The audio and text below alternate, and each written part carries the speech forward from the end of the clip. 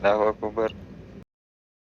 الصلاة والسلام جدامي هندمتي الصلاة والسلام جدامي هندمتي صلى الله عليه وسلم. السلام عليكم ورحمة الله. أنا أريد جنة ورقة سموتا بغنوف دفتني أستاذة فرتان ألسينا قبطة لفجرتي بوتان ألسينا قبطة لفجرتي بوتان وفي الراجتي سايو فيتان إركتا بطاني أسكمنا بربادا نفتا دبتشو فينا نسوان فيتان dubbachuu feenaanis waan feetan dubbadha. Nyaannis qophaa'eera. Nyaanni madaalamaa foon diimaa fi killee marqaa fi micciirraan itti dabalatee jira. Kuduraa fi muduraan itti dabalatee jira. Kuduraa fi muduraa.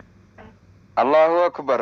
Warri biyya ho'aa jirtanillee abshii qabbaneessinaa jedhaa jirtu immoo.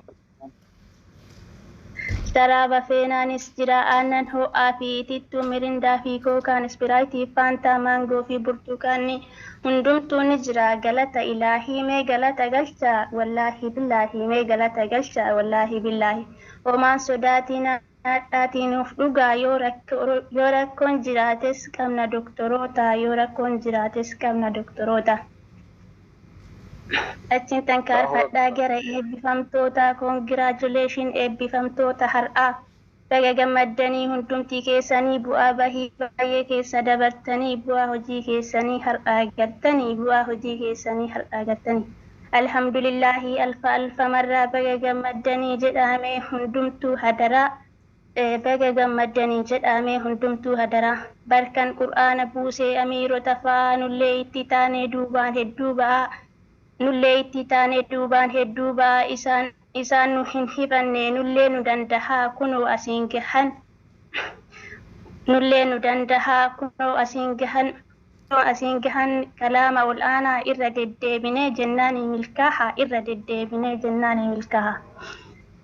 Amiirota maqaas baruu feenaan amiirota teennaa maqaas baruu feenaan akkana kunootii Jamilaa fi Zaynii, Maryamiif Walaabuu, Nuurii fi Kaalidii maqatu amiirota tanneen akka ustaazotii umrii nuuf dheeressi rabbii kiyya mooti. Umrii nuuf dheeressi rabbii kiyya mooti. Soddaas barni qabaa iluudha maqaanii diinii barachuudhaaf cinqamee haqaanii cinqaa meeqa dhobsee bara gahee har'aanii baganaaf gammaddee irra deddeebi'ee siin jedha dachaanii baganaaf gammaddee irra deddeebi'ee siin jedha dachaanii. Baga gammaddanii irra deddeebi'ee kalaama ofiitiin barrabbiin isin faahee alhamdulillaahi jedhaa warroonni kaahee nama meeqa rabbiin mallee kaahee meeqa rabbiin bakka mallee kaahee imaamotichaa lakkaahee alhamdulillaahi irra deddeebi'ee alhamdulillaahi irra deddeebi'ee yaa quraana rabbii miidhagaa waa hundaa haara hoomsa Biga madda beekumsaa qulqulleessaa zambii irratti gannu dhaabii rabbii irratti dhaabii si kadhannee rabbii irra gannu dhaabii si kadhannee rabbii.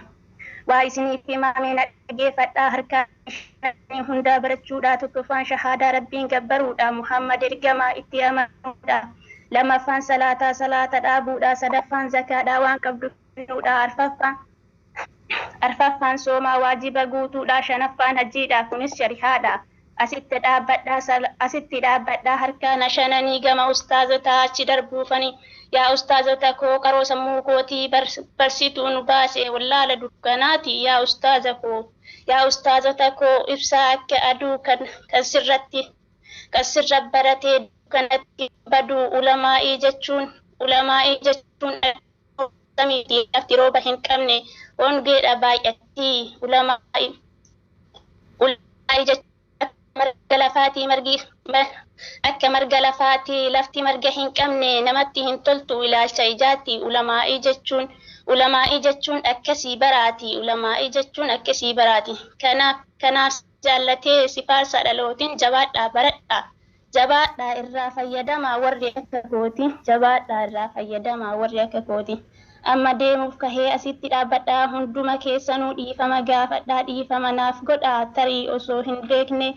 tarii osoo hin beekne yoonin waa dubbadhee osoo ati hin beekne yoonin si hamadhee dhiifama naaf godhaa onnee irraa sin kadhe.